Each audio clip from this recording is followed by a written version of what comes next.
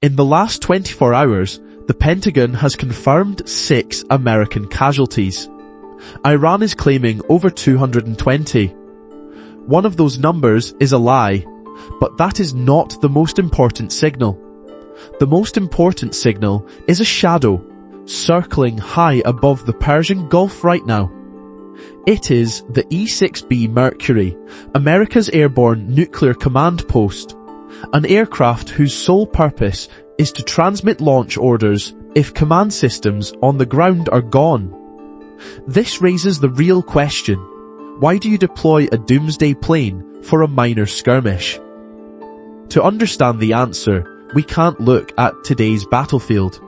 We have to go back to the original intelligence failure that set this entire catastrophe in motion. But to understand how we ended up at nuclear brinkmanship over conflicting casualty reports, we have to rewind to the original sin of this war, a prediction delivered with absolute certainty from the highest levels of American and Israeli intelligence. The CIA and Mossad presented President Trump with a clean, confident assessment. It was a projection that looked perfect on paper.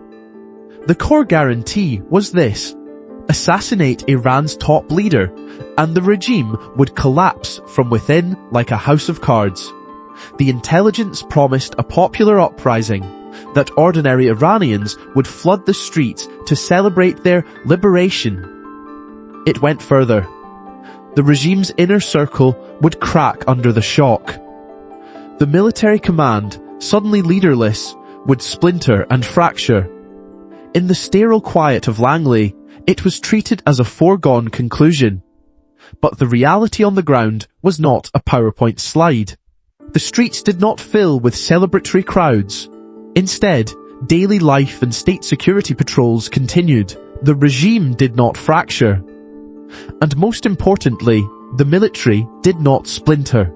Regional commanders followed a pre-planned, decentralized command protocol, a system specifically designed to survive and resist a decapitation strike. The exact opposite of what was promised occurred. This wasn't a minor error. It wasn't a simple miscalculation. It was a fundamental misunderstanding of the enemy, shaped by the same institutional hubris that keeps projecting our own assumptions onto adversaries who don't think like us. It was the original flaw in the foundation of this war, a bad cornerstone that guaranteed any military strategy built on it would eventually fail. Once you've sold a war on the promise of quick collapse and manageable costs, you're locked in. Every unexpected setback, every casualty, doesn't just hurt on the battlefield. It threatens the reputations of the officials who signed off on the plan and the political capital invested in it. For anyone who has watched the last 20 years of conflict, this pattern is painfully familiar. It mirrors the disastrous 2003 intelligence failure over Iraqi weapons of mass destruction, a war publicly justified by confident assessments that turned out to be wrong. That campaign cost over 4,000 American lives and trillions of dollars, all on the back of that same belief that reality would conform to the briefing slides, a ghost of the same fatal hubris. And that is the structural trap. When a conflict is launched on a brittle premise, admitting how bloody and inconclusive it has become is the same as admitting the premise was false. The higher the sunk political cost, the greater the incentive to defend the story, that this is a precise, controlled, low-casualty operation firmly under control. To acknowledge the real losses is to concede the strategy has failed. And to admit the strategy has failed is to admit it was all built on that original lie. But a lie that big leaves a trace. We have the satellite photos. And when we come back, I'm going to show you exactly what they reveal. The satellite photos don't just suggest a discrepancy. They document a defeat. Commercial shots from Planet Labs, published by the New York Times, and BBC Verify show installations at Al Dhafra in the UAE, Ali Al Salem in Kuwait, and Al Udeid in Qatar reduced to broken geometry. Runways that should be clean and continuous are interrupted by cratered gaps, and hardened aircraft shelters show up as dark holes where regular roof shadows used to sit. Those images also capture the outlines of advanced US air defenses. Patriot missile batteries and THAAD radar sites now show up as scorched pads, impact points, and debris. Independent imagery analysis confirms core systems neutralized or destroyed, not singed perimeter fencing. As these pictures circulate in open source, podium briefings in Washington still describe a minor incident. Limited damage, operations quickly restored, maybe single-digit casualties. You do not have a functioning installation reduced to a crater and walk away with that casualty line. The casualty math and the physics of blast and overpressure do not reconcile with what those satellites are showing. That is why this isn't really about numbers. It is about a narrative built on sanitized talking points that erases the blood, the burns, the missing names on the roster. The soldiers on those bases know who didn't make it back. The medics know how many stretchers came through and how many never left the triage area. The chaplain knows the last words that never appear in any press briefing. That's where the real casualty count lives. Strategically, those craters falsify the core bet Washington thought it was making. That layered bases and advanced missile defenses would keep any Iranian strike to manageable damage. The imagery shows critical infrastructure and flagship defense systems punched out in a single exchange. When a strategy built on technological invulnerability fails this visibly, and the lie to cover it becomes this indefensible, leadership faces a narrow choice. Admit the failure and recalibrate, or double down and hope the narrative holds longer than the facts. Admitting the scale of the loss would shred deterrence messaging and political capital at home, and with allies who have tied their security to US bases in the region. Washington is choosing to double down. Their next move is not a plan for victory. It is a strategic blunder of historic proportions. Because what they are about to do does not reinforce their position. It creates hostages. That plan was to send in American ground troops. In the Oval Office, national security staff walked the president through the options on glossy slides, maps, timelines, best case outcomes. The air campaign was stalling. Iran's ability to fight back was intact, and American forces were already stretched just holding the line. According to Pentagon officials later cited by NBC News and the Washington Post, one limited option moved to the top of the deck: send ground troops, not an invasion force, just 5,000 soldiers. Around the same time, the Army abruptly cancelled a major 82nd Airborne training exercise, the kind of rapid deployment unit you do not pull off the schedule without a reason. 5,000 soldiers dropped into a nation of roughly 90 million people after an air campaign that had already failed to break the country's will. Iran's military had spent decades gaming exactly this scenario: how to drag a foreign ground force into sprawling cities, layered militias, and home field terrain where every road, every neighborhood could be turned into an ambush. On paper, the package was small enough to sell as limited. On the ground, it would be a foreign battalion group trying to hold islands of territory in a hostile sea. Any sober military planner could run the math. In Afghanistan, the United States deployed over 100,000 troops at the peak of the war and still failed to secure the country. Here, the proposal was 5,000 troops for Iran's 90 million. That is not a force designed to control terrain or dismantle a regime. It is a force designed to be too small to win and too politically costly to abandon. As one defense analyst put it, 5,000 soldiers in that scenario doesn't achieve military objectives. It creates hostages. Once those troops land, they anchor the president's credibility. They sit in a handful of exposed bases, dependent on long supply lines and local cooperation that can evaporate overnight. Any attack at any captured patrol becomes a national crisis. Pull them out and you admit defeat. Leave them in and you keep feeding resources into a position you cannot strategically improve. That is how a combat unit turns into a bargaining chip. This was never a plan to win a war. It was a maneuver to postpone the moment Washington had to say out loud that the initial gamble had failed. A small, limited deployment offered just enough action to mute the headlines and reassure domestic audiences. Exactly the same instinct to double down on a bad position that defined America's last two quagmires. Tehran read the signals in real time. As Washington argued over whether to send its sons and daughters into that grinder, Iranian leaders were not pleading for de-escalation. They were inviting the escalation. Through public statements and state media, officials framed an American ground deployment as an opportunity, not a threat. The message was blunt enough for everyone to hear. You are welcome. Bring your soldiers. The man delivering that message was Ali Larijani, Secretary of Iran's Supreme National Security Council. He isn't shouting at a rally. He's in a quiet room, the camera tight on his face. No anger, no theatrics, just the stillness of someone who believes the terrain already favors him. He doesn't punch the line, he almost lets it slip. Our brave sons are waiting. Bring your soldiers. In the same tone, he adds that any invasion would be a big disaster for American forces.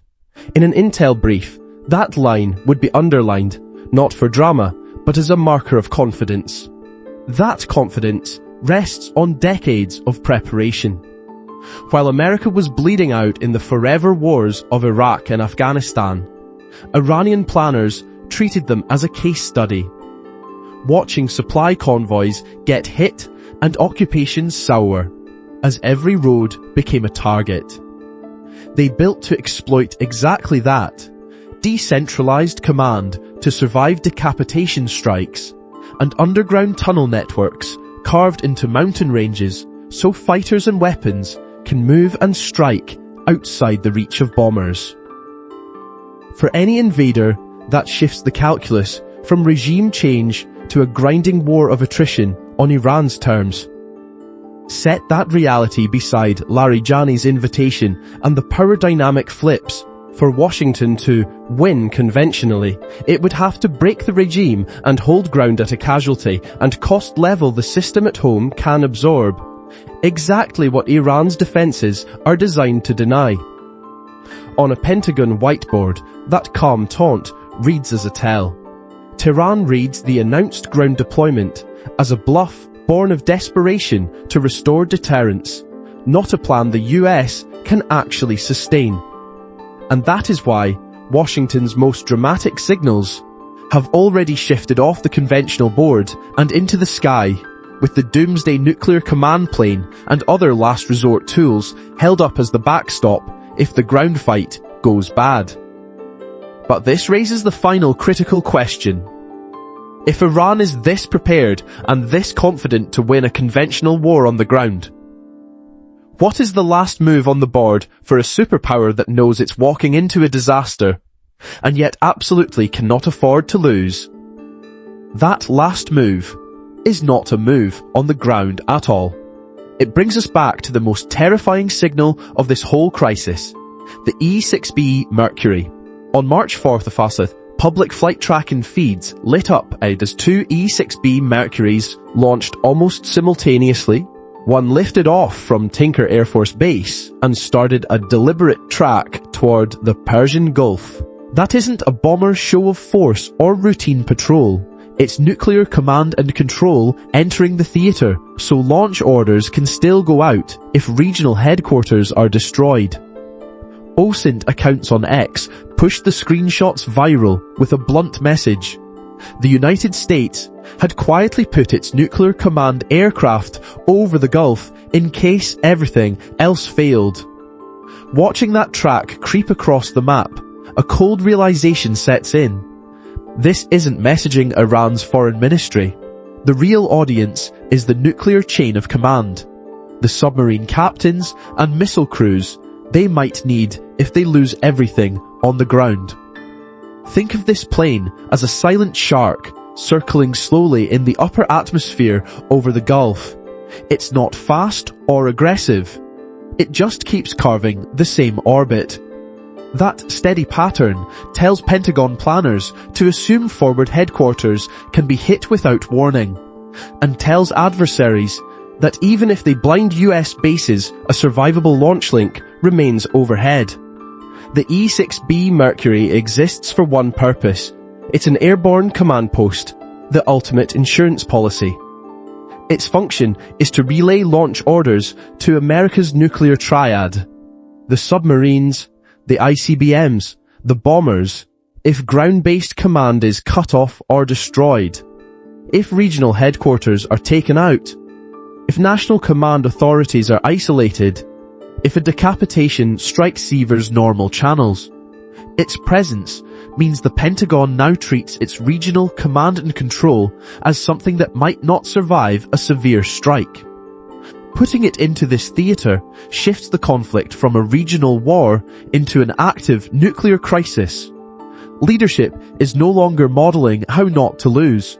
They are rehearsing how to keep nuclear release authority intact if they do. In nuclear planning terms, that's the point of no return. You've crossed from assuming conventional containment to planning around a possible strategic exchange. From the initial intelligence misread that opened this conflict to this nuclear command move, the pattern is the same. Miscalculation, followed by escalation. History suggests spirals like this don't unwind by themselves. Something else forces a settlement, markets, alliances, or domestic politics.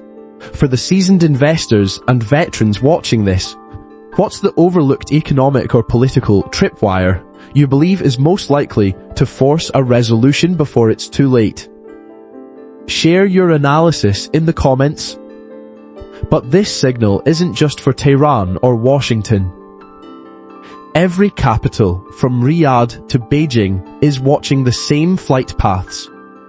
Energy and security planners are rerunning assumptions about Gulf supply routes, basing rights, and how much of their national balance sheet they want tied to a superpower visibly preparing for nuclear continuity.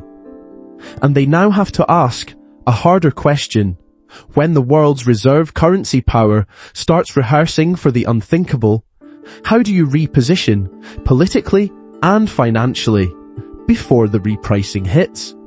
The first capitals to answer that question were not the adversaries, but the allies, the very nations America had sworn to protect. In Abu Dhabi, behind closed doors, a US general sits across from a Gulf sheikh.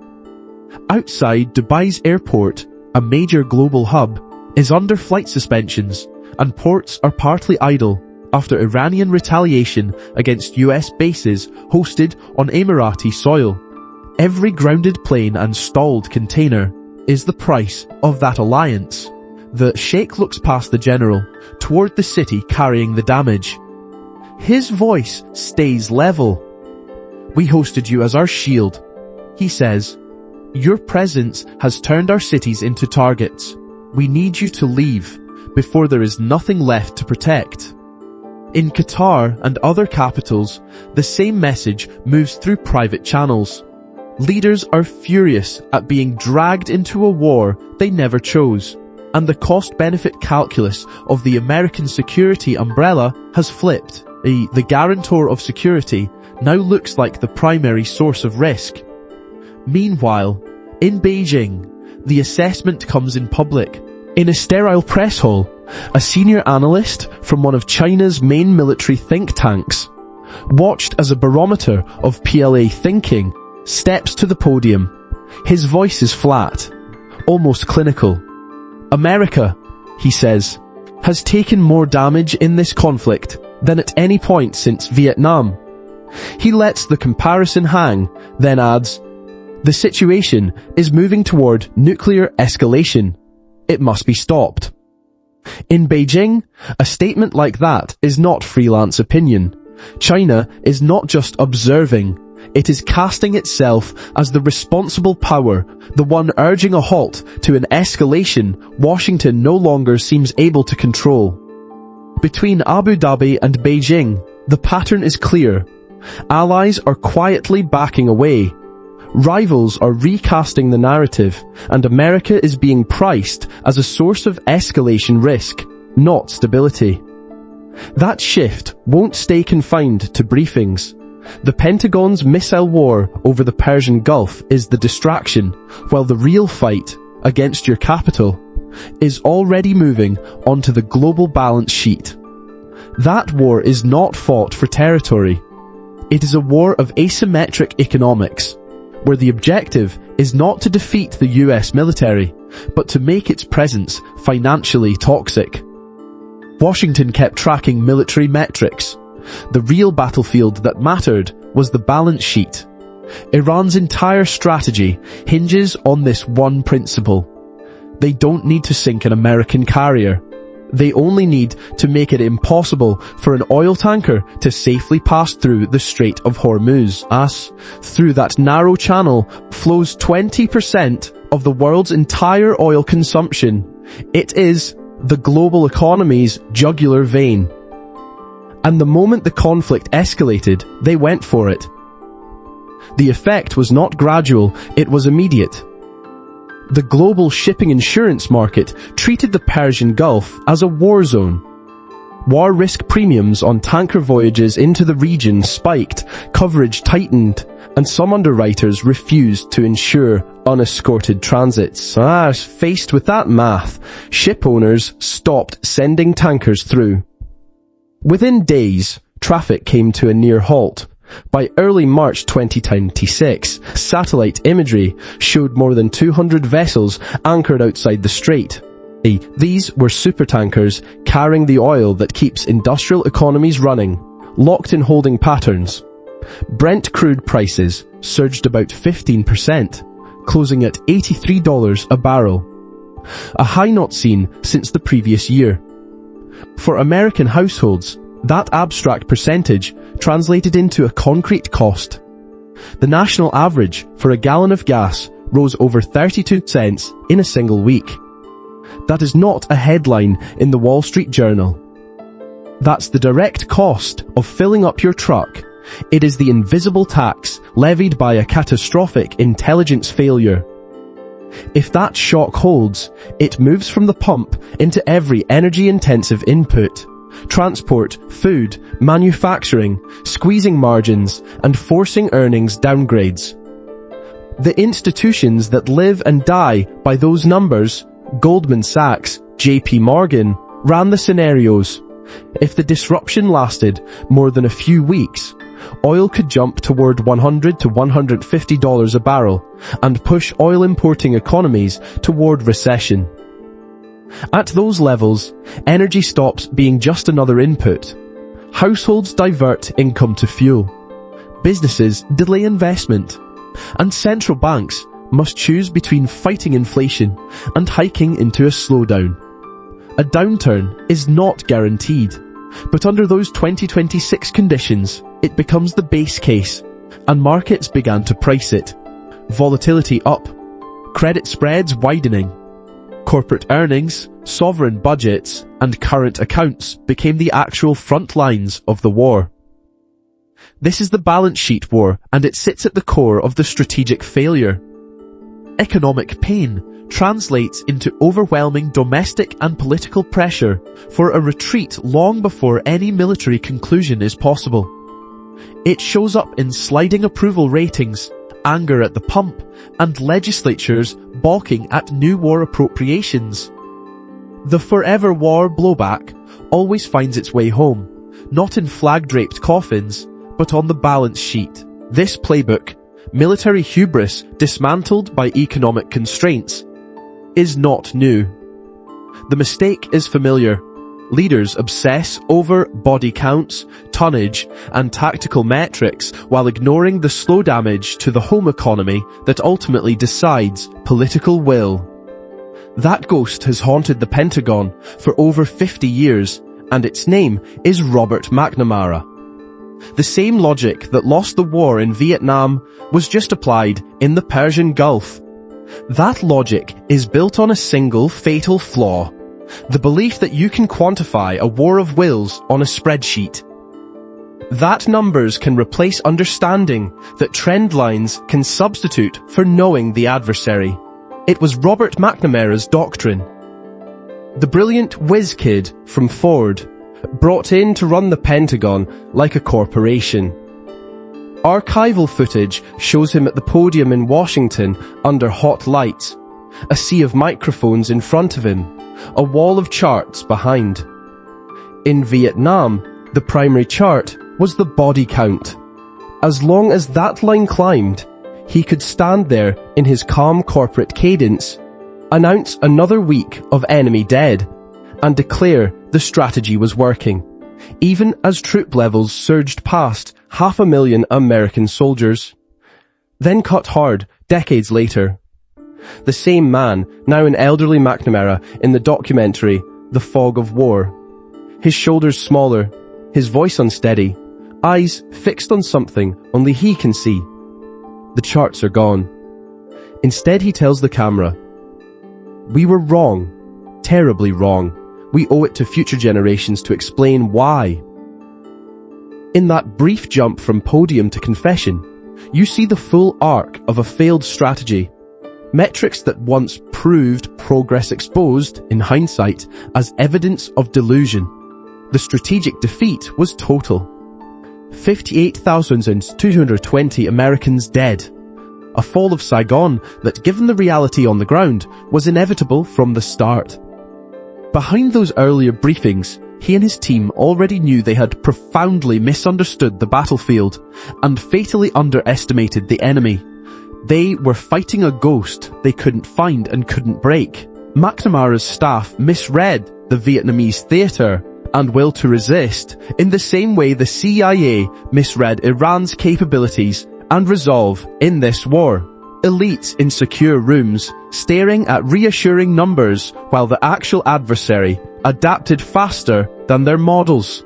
Freeze frame McNamara's confession and project it forward. That is how today's confident assurances will age when this crisis is judged in hindsight. This is the echo we are hearing today. The lesson was never learned. The flawed intelligence, the bogus metrics of success, the escalation in the face of failure. The pattern is identical. These loud, bold signals of escalation, like deploying nuclear command aircraft, are not signs of strength. They are the final desperate acts of a failing strategy. A frantic attempt to mask an asymmetric economic self-defeat, where the cost of sustaining this war and its sanctions now exceeds, by a wide margin, the damage actually inflicted on the adversary, and where claims of victory are about to crumble under balance sheet pressure. When you see nuclear command aircraft orbiting overhead, while officials insist the conflict is limited and under control, you are looking at the body count chart of our era. And in the end, the invoice for this kind of miscalculation is always paid in blood and treasure. As McNamara came to understand, the people paying that cost are not the people making the decision. They never are. They never are. If you recognize this pattern, if you see the echoes of history repeating in this crisis, then you understand what comes next. Protect your capital and demand accountability. If this analysis provided value, subscribe for more.